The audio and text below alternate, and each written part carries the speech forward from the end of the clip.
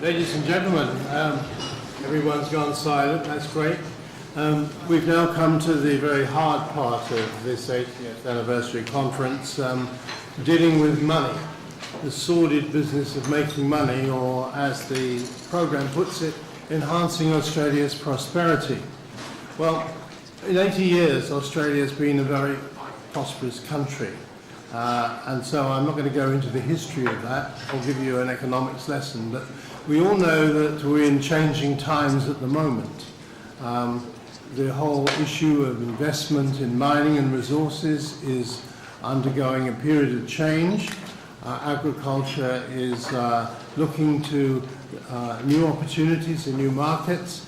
But the Australian dollar is driving problems for our manufacturing industry, for our tourism industry, and for our education industry, all of which have been very important sectors.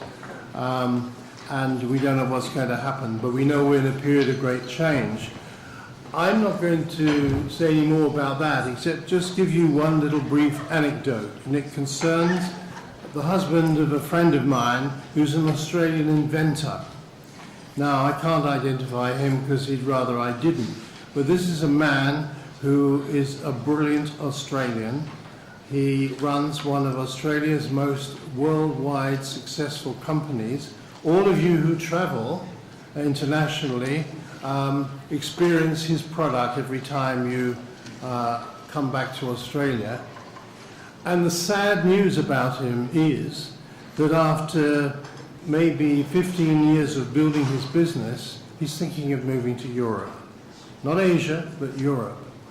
And this is an issue which I think we all have to confront because apart from the traditional industries, we've got to really build our innovation and our new industries and actually keep people like him here. Now, enhancing Australia's prosperity. I've got an excellent panel here who are going to address this subject with me.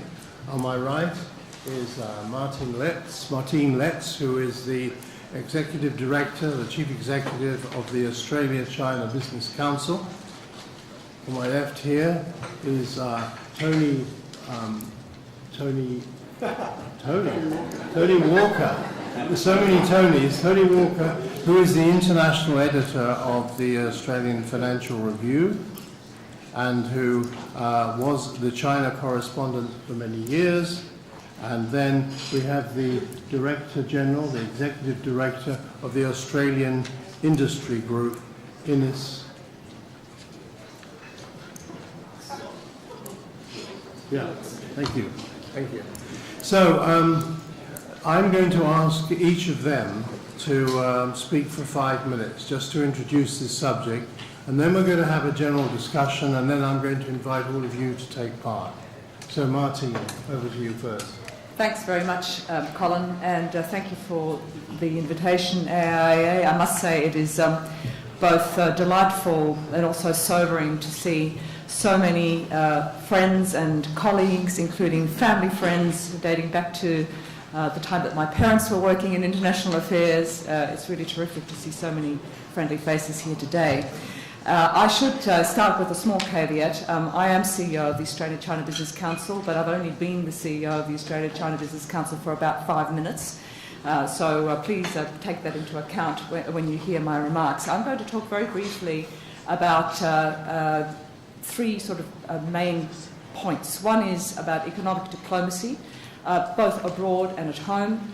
I'm inevitably also going to say more than a few words about China, given my role, and then finally a concluding paragraph on energy, which I think is a common theme running through everything that has to do with enhancing Australia's prosperity.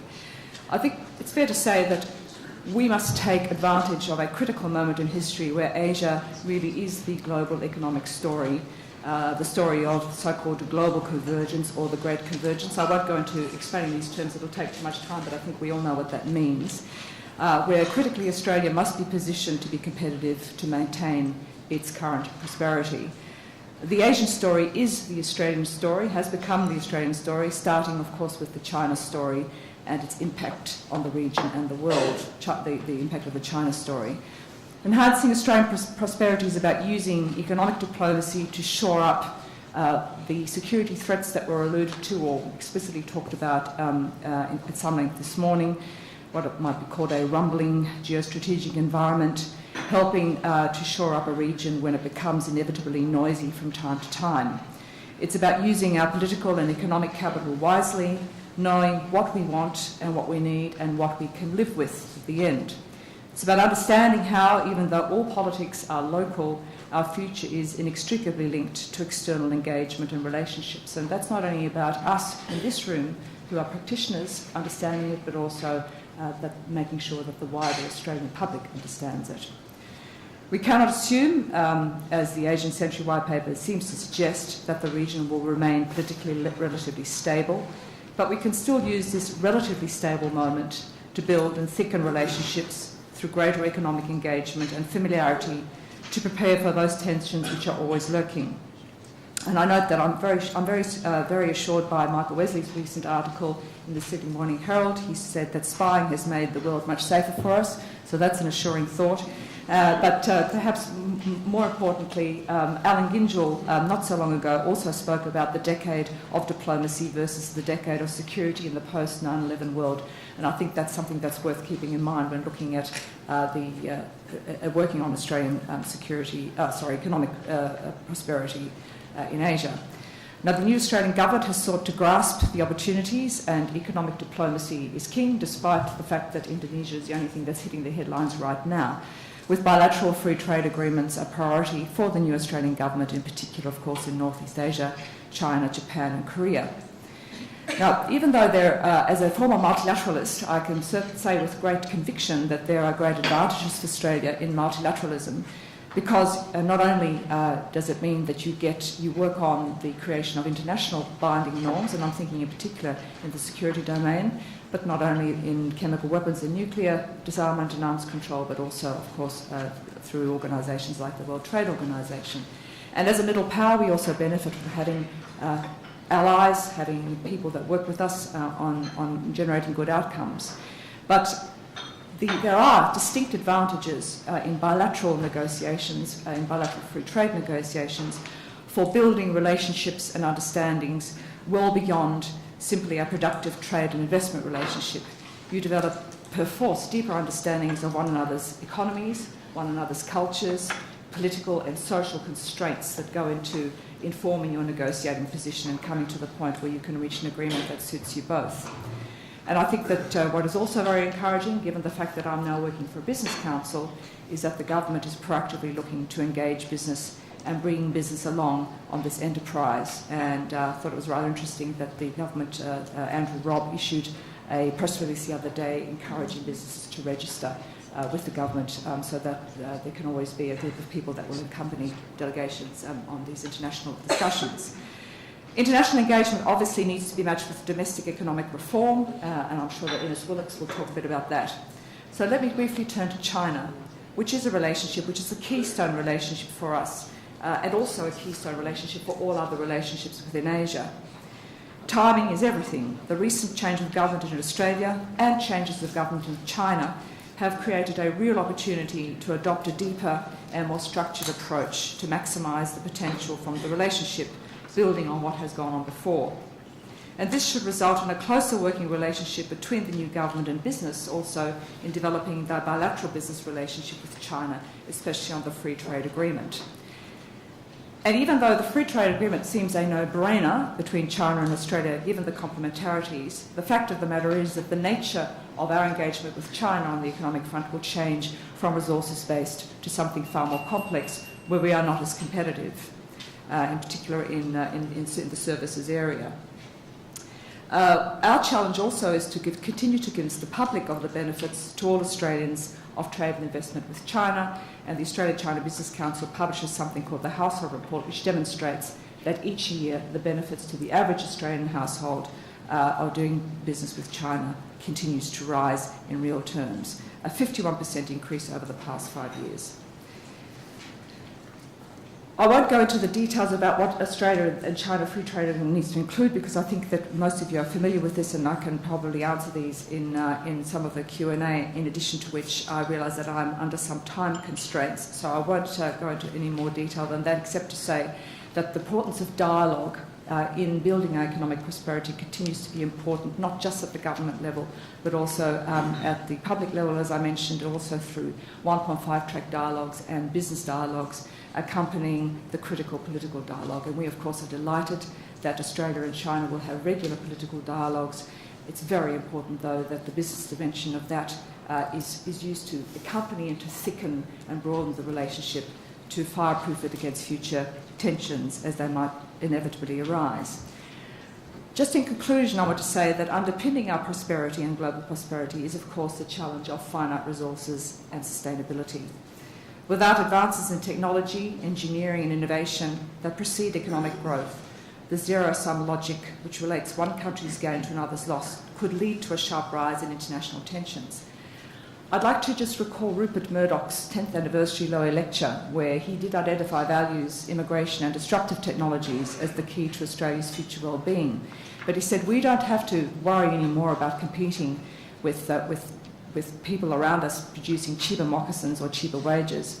What we have to worry about now is someone in Beijing or Bangalore beating us with breakthrough drugs or intelligent robots. Interestingly, he said that Australians need to take control of their destiny and not just think about Australia's place in the world as defined by its alliance, by its trading partners or by its governments, but by our own capacity to innovate and to generate our own wealth. Finally, I wanted to make a point about energy. To achieve any of this requires massive and unprecedented uses of energy, not least for the clean digital economy, which consumes massive amount of energy. Asia is becoming increasingly expert in nuclear power technology, with China and Korea producing nuclear reactors for export. Just think of this: Australia's uranium, our regulatory expertise, China and Korea's reactor manufacturing strengths. We have one of the ultimate synergies that would contribute immensely to our economic prosperity here in Australia. So this may not be disruptive technology, but it's a disruptive thought to leave you with about how Australia would benefit greatly for its economic prosperity by embracing nuclear energy. Thank you.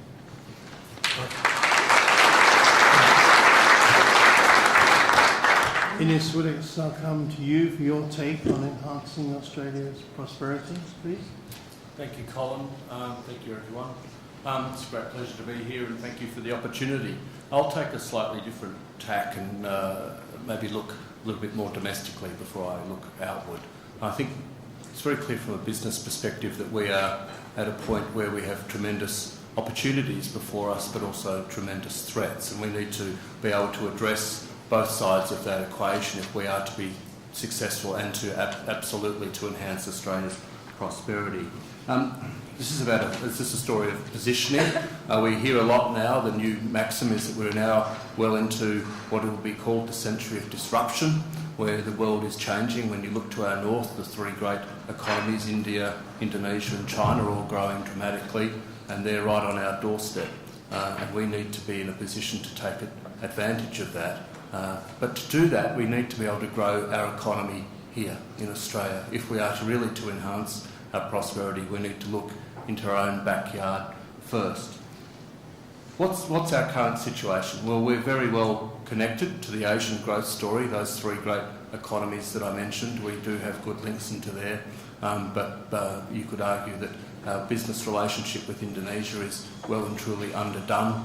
Our India business relationship is one of great potential, and the China relationship, though based on raw materials, has also been a story of growth, but that is changing. You now hear much more commonly stories of businesses that were going to go to China or have been in China now moving elsewhere to China, to Vietnam or Thailand, for instance, because China has become a relatively high-cost economy, and I'm happy to discuss that later. We have an affluent, well-educated population, we have great natural resources, we have stable government, we have strong public finances. Our mining boom is now one of a boom that is going through a transition. We're moving from investment to production, and much of the rest of the economy is not yet ready to fill that void that is occurring as a result of the mining boom changing shape. We have a decade of low productivity growth, of flatlining productivity within Australia. That's an issue that we need to address. We now have relatively, if not the highest unit labour costs in the world, within Australia, and that's something that we need to be well aware of when we're thinking of where does our prosperity come from into the future. And also our energy costs have skyrocketed. Stories of 50 to 80% increases in energy costs for businesses within Australia over the past decade are not uncommon. So we need to boost productivity, we need to lift the non-mining sector, we need to look at areas like our advanced manufacturing capabilities to value add to those natural resources that we have, to take advantage of that skills base that I mentioned, to develop capabilities that are wanted not just by the region but the world at large. We have to find ways to integrate Australian SME companies into global supply chains so that they can compete on a global scale. That is where our prosperity will come from. Look, we have a whole range of things we could do. I won't bore this group with a long dissertation on workplace relations, but we need to get some more nimbleness into our workplaces. We need to lift our education and training performance at the lowest levels. We have about 7 million Australians who are basically functionally illiterate or enumerate when it comes to being able to participate in the workplace. That's a big handicap that we have. We have very poor Asian literacy skills, as we all know. Only about 300 non-Mandarin speakers learning Mandarin in final year of high school across Australia. We need to do better when it comes to managerial training and understanding, particularly of our region at high levels of business. I think that's something we recognise. We have to do much better when it comes to innovation. That's where our skills come into play. That's where our competitive advantage comes, with that highly skilled workforce that we have and those innovative capacities that we have within Australia. You'll hear a lot of discussion around the future of companies like Ford and Holden in Australia, global companies, but both those companies, no matter what decisions they make about their future, are both indicated that the R&D core capability that they have in Australia is perhaps the best that they have in the world. And we need to lift those skills. We also need to address our tax system. We have a range of very inefficient taxes, particularly at state level, those transactional taxes. Regulatory burdens, you'll hear from Josh Frydenberg later that Josh is looking after for the government, trying to sort of strip out redundant and unnecessary regulation from government, and that's something we need to look at. And then we look at infrastructure, look at port infrastructure, look at road infrastructure, rail infrastructure. All of these are big areas where if we are to enhance our capacities within the region, we need to look in our backyard. A couple of quick issues. The government has come into office looking to complete up to 4 different FTAs within a very short time frame. That's an ambitious agenda. We are very strong supporters of free trade. Also, investment has to be a key component of any free trade agreement to allow free flows of capital. So one point I'll make is that policy makers, not policy leaders necessarily, but policy makers, haven't quite grasped the concept that capital is mobile. It's globally mobile, and the first question you always need to ask if you are to ask about how Australia's prosperity is to be enhanced is, why would you invest in Australia? It's the first question you need to ask. Why invest in Australia? What is it that we have here? That's why investment is going to be a key component of this. And that's why I just say that the government's decision that it will make around December the 17th, or if not before, on Arch of Daniels Midland's proposals to invest in GrainCorp are going to be essential to how Australia is perceived in the world, not just globally, but also by foreign companies who are already in Australia. If that proposal is rejected, I think there will be a lot of head shaking within the business community more generally, and I think it will have long-term implications for us, and we need to look at that decision in that context, that it will be essential to our future agenda when it comes to investment. The FTA agenda is ambitious, as I said, but as long as we push ahead with those FTA negotiations, knowing that in any negotiation there are going to be winners and losers, and there will be losers as part of these FTA decisions, and some of them will have quite big impacts on our economy, and we will need to continue to adjust. So we need to be nimble. This is about flexibility and getting out. One other point to make is that we do host the G20 next year.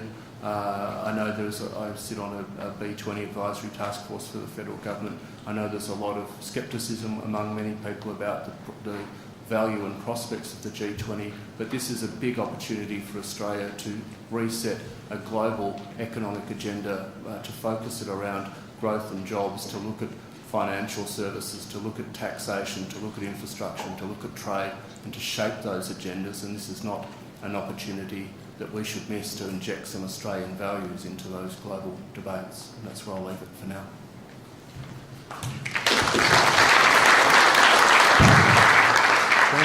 Thank you very much. Now, I'm going to go back to the issues of trade and investment shortly, but China is our major trading partner, and we do need to spend a few minutes on that. And Tony was our leading financial newspapers correspondent there, covering China for the Australian Financial Review. So, some opening remarks from you, please.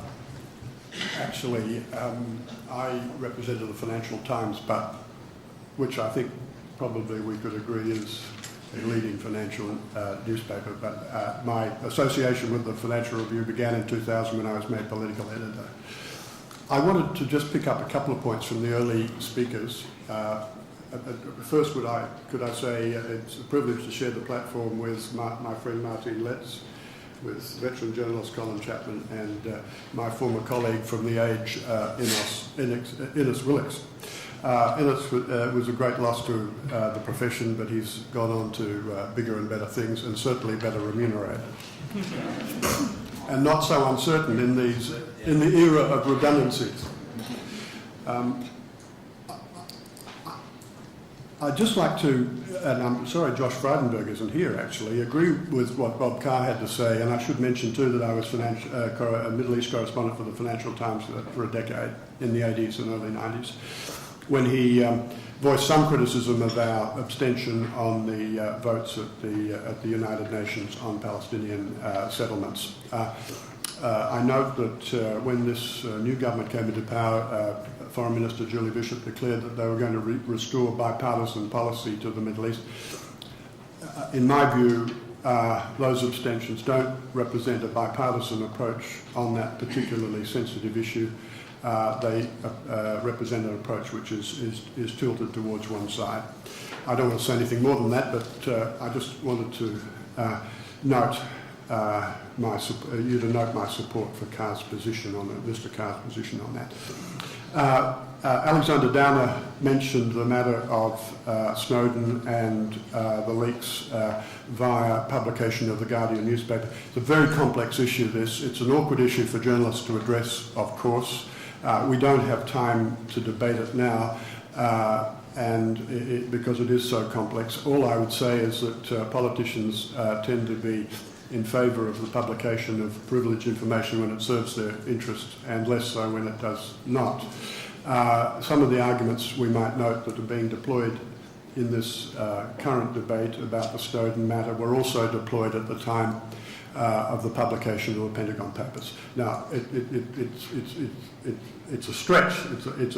Before Alexander jumps in on this, it's a very big stretch to compare the two circumstances. But nevertheless, this is a very complex issue that requires careful thought and discussion.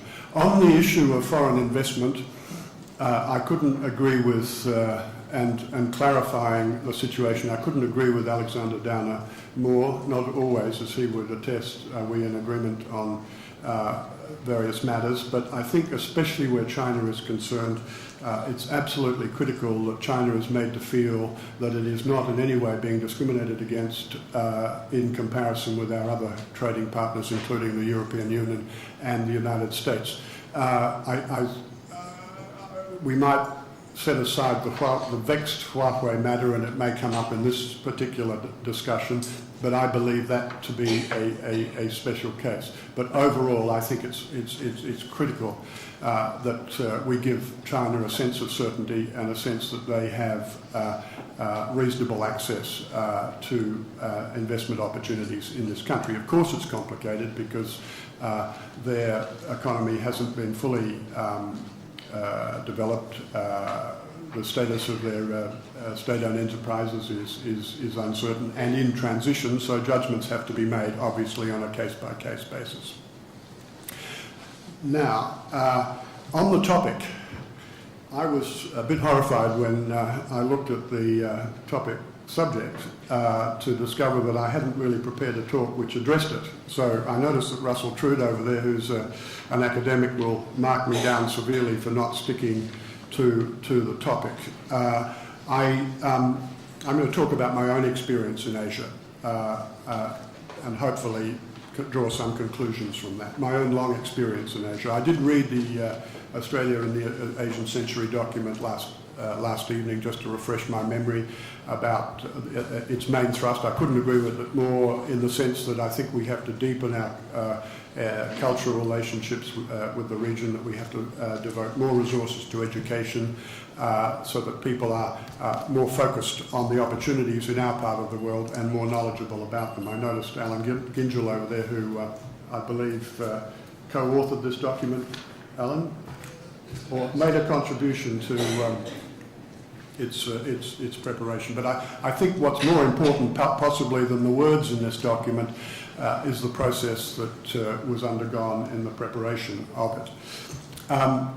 So I was asked to talk about Asia, and I make no claims to be an Asian expert, but when I sat down last night to think about what I was going to say, and I tallied up all the years I had spent there in my childhood, and as a correspondent, it comes to about 1/3 of my lifespan, and that's quite a big number.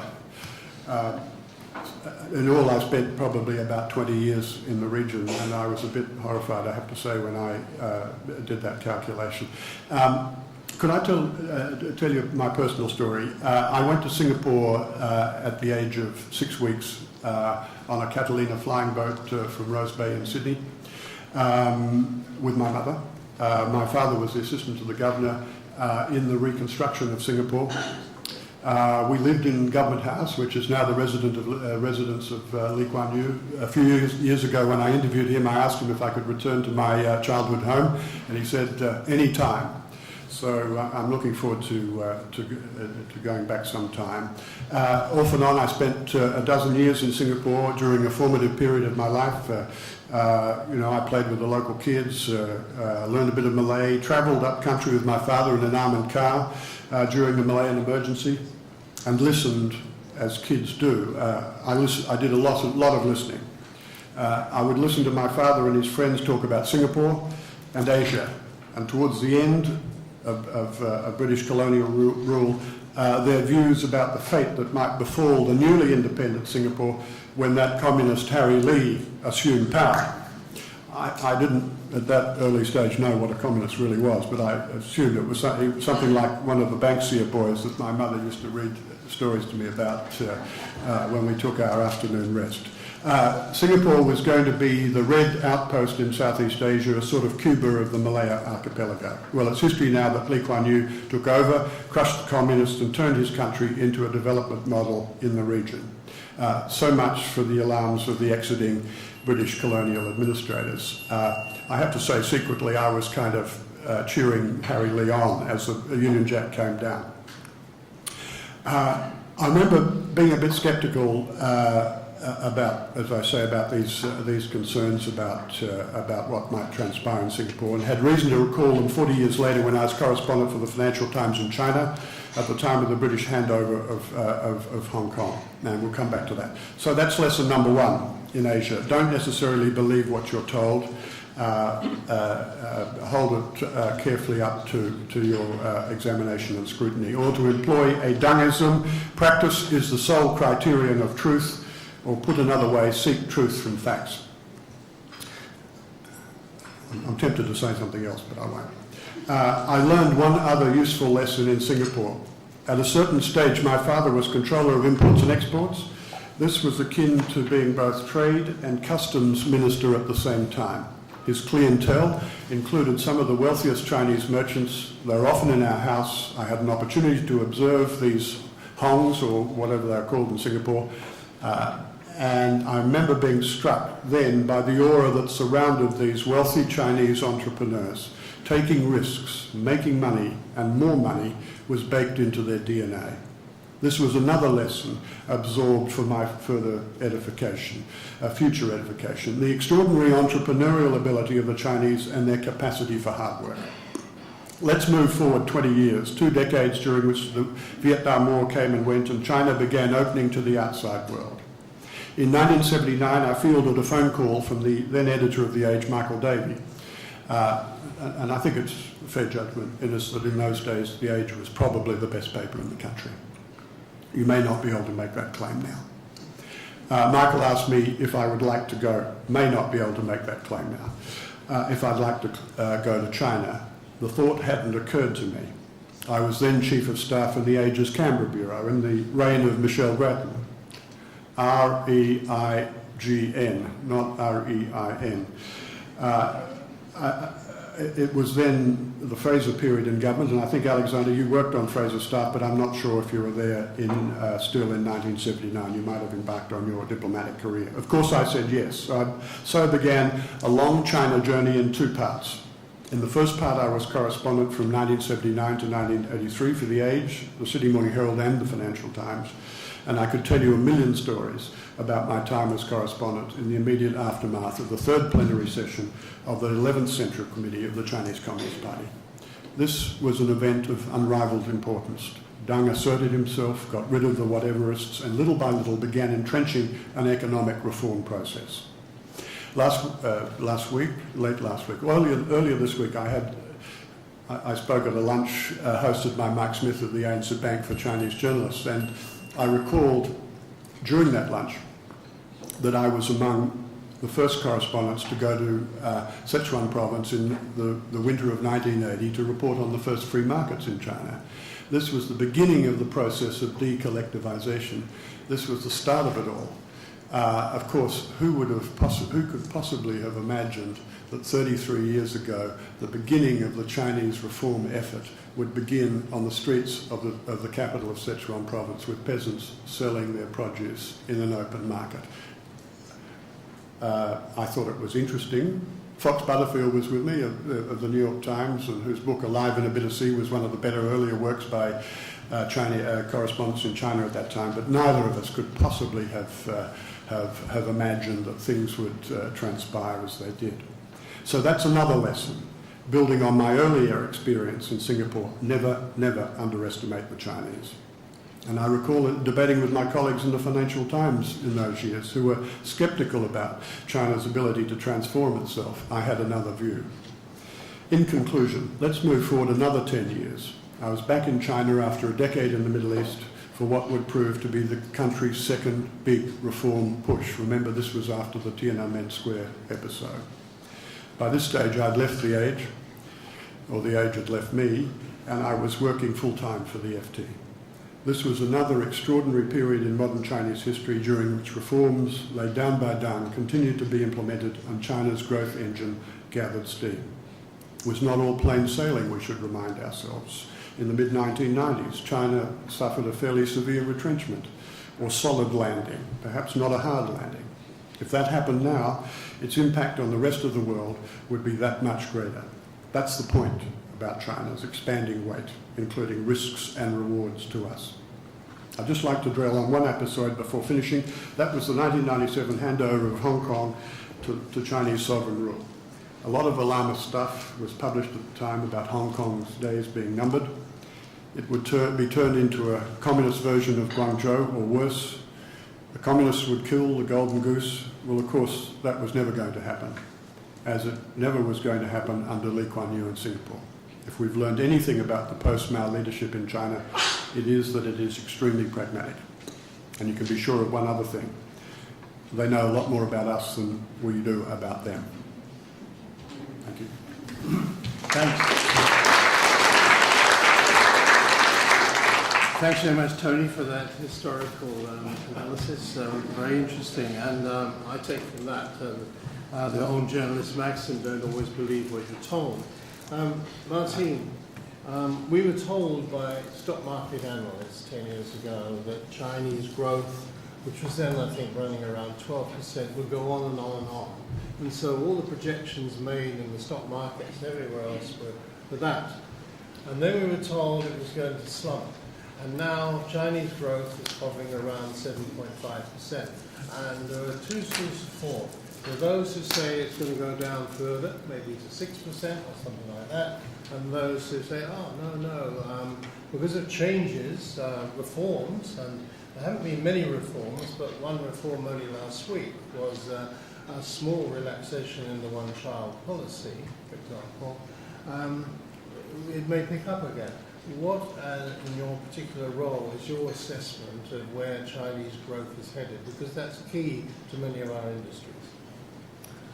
Well, thank you. That was a question perhaps for an economist or a financial analyst, but perhaps I can answer the question by somehow pointing to something else. In any event, I think that we, even at 7.2%, I think that the consensus among those that comment on these matters is that this is still pretty solid growth, and of course, because so many of our economies, including the Australian economy, is very much tied into China's capacity to buy what we produce, and any kind of reduction in growth has potentially got negative implications for our ability to sell the stuff. But I think the broader point here really is how is the Chinese economy going to develop over the next few years. There is a consensus that it must change, that there has to be a lot of capital that has to be freed up in the domestic market, that there's got to be a lot more opportunities for private capital to be invested, for private companies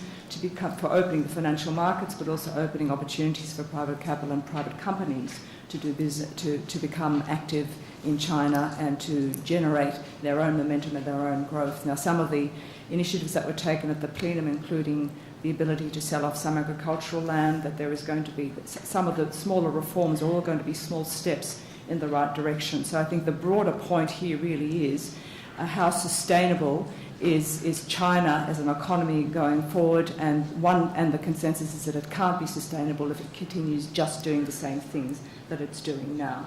And there are some things that we can that Australia and others can play some examples and some initiatives and some learnings that we can share with China to help it on that road. Right, Tony, would you like to venture a view on Chinese growth? Yes, when I was correspondent, when we were correspondents there in the earlier days, but I think it's perhaps the case to a degree now. We used to talk about statistics, Chinese statistics and damn lies.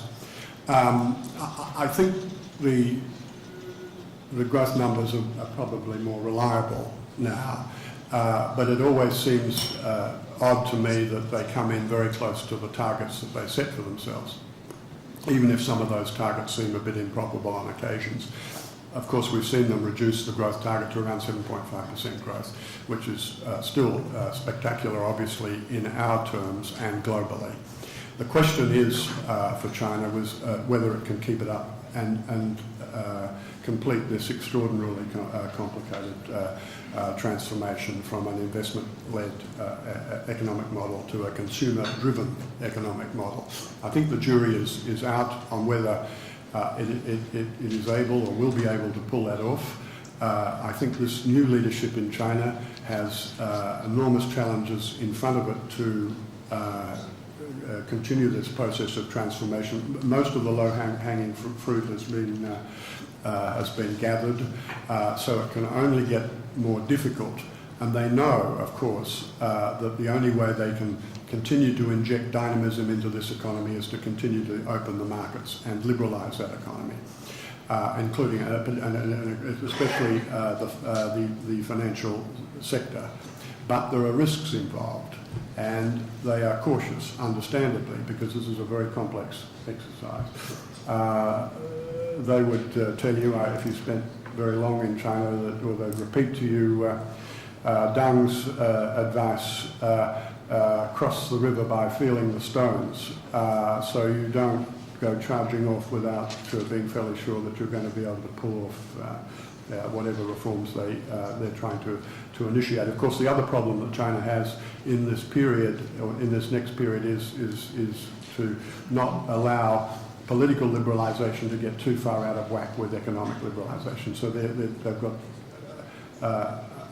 a number of challenges in trying to sort of balance their economic development model, but also deal with the demands of an increasing middle class population which wants more say in the way the country is run. Thank you. Ines, can I pick up the issue of trade deals, the free trade agreements with you, which you mentioned earlier? Now, Andrew Robb, we were hoping that he was going to be here, but he couldn't, and last week he was on a North Asian circuit in Beijing, Seoul and Tokyo on the FTAs with those three countries, and seemed in the kind of media talk that we had from press briefings that he was much more optimistic about being able to conclude something with these three countries than in the past, where whenever this has been raised at any of these conferences, people have said, oh, no, it's going to take years and years and years. What's your prognosis? Do you think it is possible to conclude these agreements reasonably swiftly? And what are the sticking points? Thanks, Colin. Look, these are important agreements for Australia to negotiate. The point is to conclude what? What is the outcome? What shape does that outcome of that agreement take? Is it an agreement for the sake of an agreement, or is it an agreement that will derive and deliver real benefits for the national economy? And that's the key question you have to ask. The Japan agreement, I think, is from talking with the negotiators, is moving ahead quite quickly, and the Abe government is certainly supportive of an FTA. Of course, agriculture for Japan is the big sticking point. So, how far are they prepared to cut a deal on agriculture, and then what do we have to cut in return? That's the big question, but I think Japan's moving forward. Korea, that could happen at any day. The big issue for big parts of Australian industry with Korea is what is the trade-off, sort of the beef/autos trade-off that we have around Korea. That's a big issue, just because of the impact it would have on the auto sector here, and then we can have a whole other discussion about the auto sector separately. China, well, that agreement, that started a long time ago when Alexander was in government, and I was there with him, and it's still going. And like everything with China, will have ups and downs and ins and outs, and we may well get there eventually. Many in the business community thought that the government's decision to announce a time frame around that agreement was slightly curious because of the negotiating impact with China. But we are very supportive of the principle of FTAs. They all have enormous benefits for us. Just on China, China is no doubt the golden egg, but it shouldn't be the only egg in our basket. I think business is looking at that now. I mentioned earlier in my remarks that business is finding now China to be particularly high cost. Labour costs are almost equivalent with Australia, so where's the competitive advantage there? Then on the east coast it's particularly expensive. As you move further inland, you're getting further away from market, and that increases your costs. That's why companies are looking elsewhere for investment opportunities.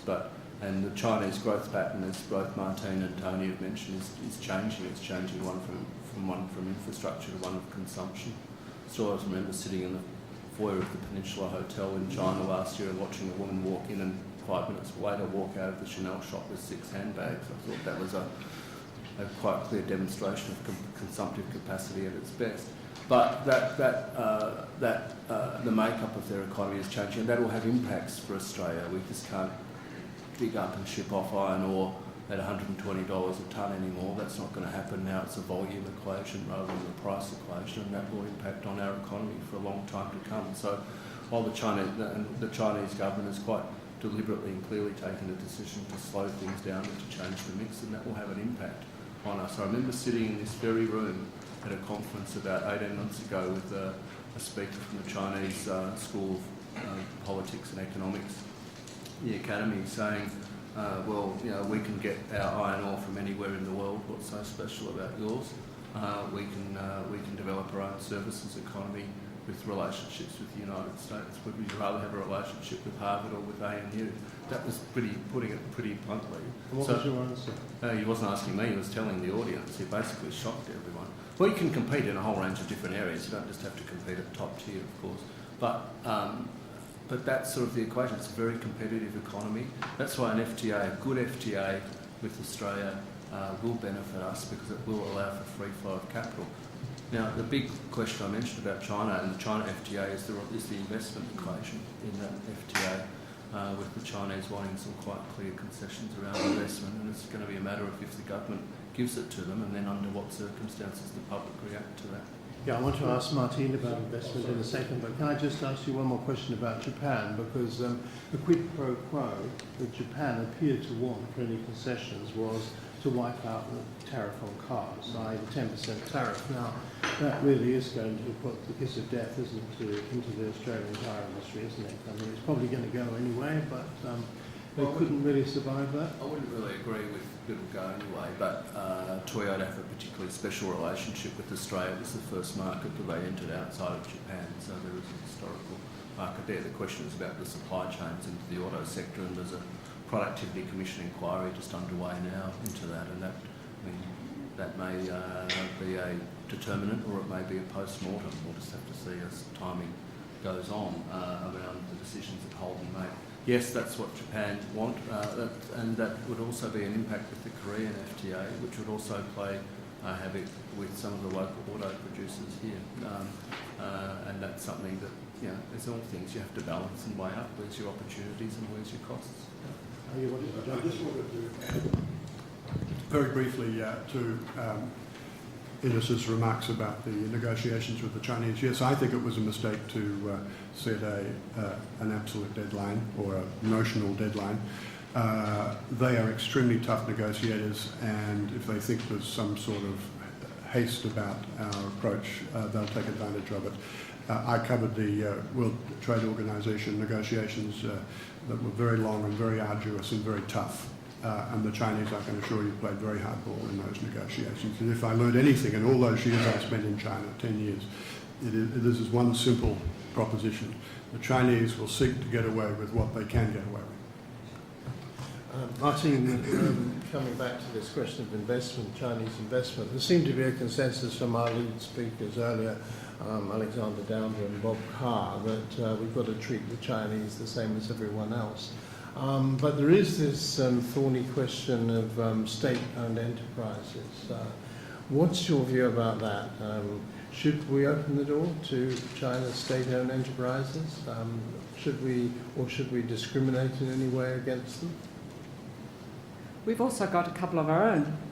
But so we don't forget that it's not only China that has state-owned enterprises. No, I think that the point about state-owned enterprises is that at present, not a single dollar can be invested by a state-owned enterprise without needing to be vetted, which seems to us to be somewhat extreme, and certainly Australia should be spending, should be liberalising its approach there. It doesn't mean that you shouldn't be vetting them or looking at them from to make sure that it is transparent, that its operations are transparent here. But we certainly do not think that the $1 threshold is a reasonable approach for the future, and that's something that the Business Council has been quite clear on.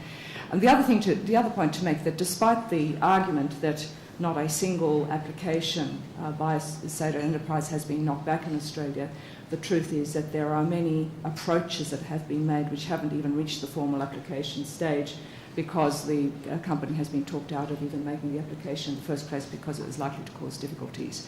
So what is on the record doesn't necessarily correspond to the interest that state-owned enterprises have shown in Australia, which just never becomes a matter for the public. So we are certainly, the point about, and also the point about the investment threshold is well taken. This is not just important for Chinese investment, it's of course important for all kinds of investment from all sources, given that Australia desperately needs those dollars for the development of infrastructure, and many of those dollars come from China, but it's not just from China. But you can expect the Chinese to insist with justification that at the very least we have the same threshold as we've given to the United States in the Australia-US agreement. And let me just say one final thing about the FTA negotiations. As I think the Chinese will be looking at the Australian negotiations in some ways as a small test for what may be coming in the US-China free trade negotiations. So it's going to be that there's a lot more at stake in these negotiations than just the free trade negotiations between Australia and China. It's precedent setting, and there will be a lot of understandings in that will be important and have important implications for other negotiations. Right, now before I throw the discussion over to the floor, I just want to raise the question of G20 with you all.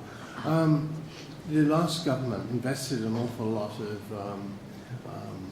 effort into G20, Australia's role in G20, and Australia in a couple of weeks' time takes over the chair of G20, heading towards the Brisbane meeting a year from now.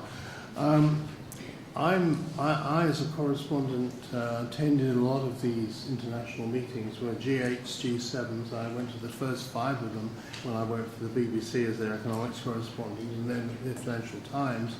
And they impressed me only really by the fact that the communique was so often written and available before the meeting actually started.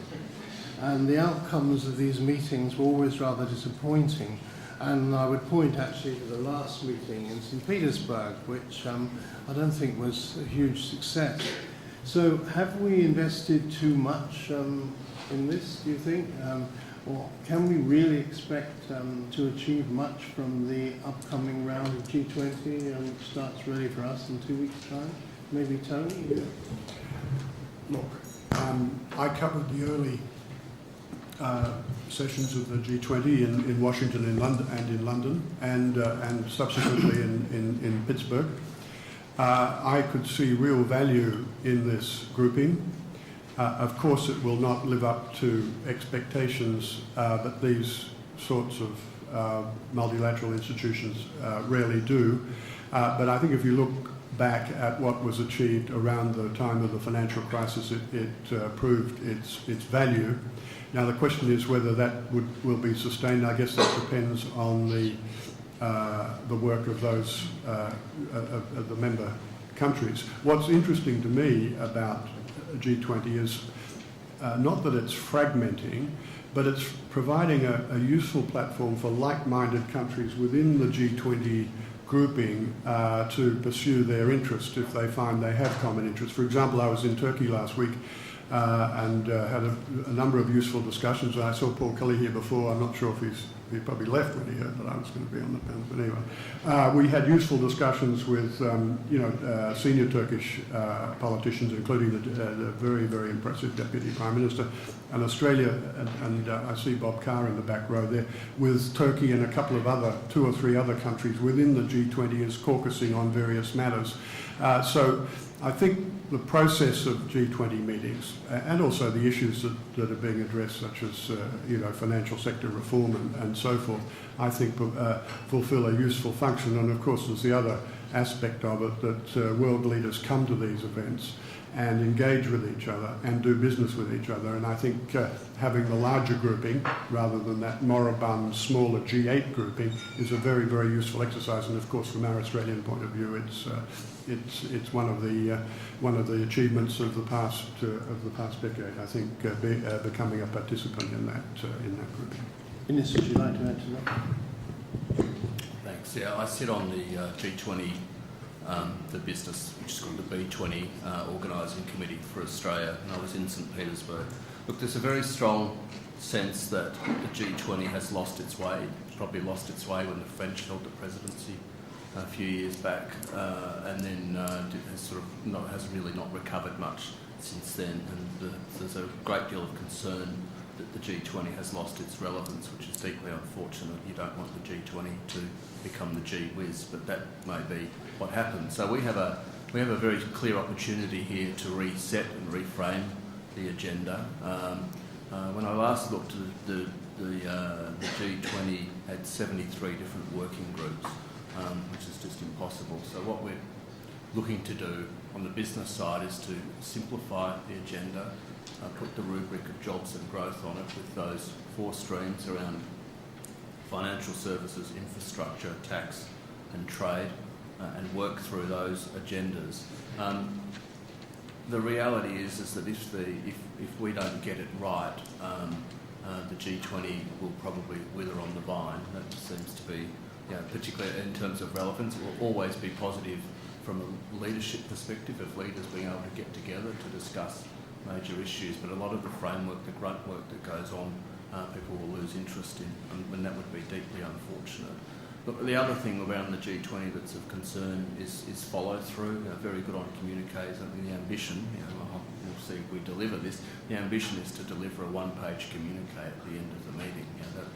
And others overseas are aghast at this thought, but that's basically where we're getting to. Else you read 160 pages of sludge that nobody really does read. So it's trying to simplify it, make it simple, make it straightforward, reframe some of these agendas so that we can push forward. Part of the problem is follow through. We all remember after I think the 2008 G20 meeting where all the leaders stood up and put their hands on their hearts and said that they wouldn't support any form of protectionism, and they were all for open economies and open markets. And within 3 weeks of the G20 meeting, 17 of the 20 economies had instituted protectionist measures in response to the financial crisis. That undermines confidence in processes within sort of the global business community. So that's the sort of issues that we're looking at. Simplify it and keep it on track. But it is a tremendous opportunity for Australia to really impose some Australian values, if I can put it that way, on the process. And certainly that's the hope of other institutions internationally who are participants in the G20 process, that we are going to be able to get it back on track. Right, thank you. Time for questions. Please could you say who you are and where you're from? Who's going to come up with a question? Yeah.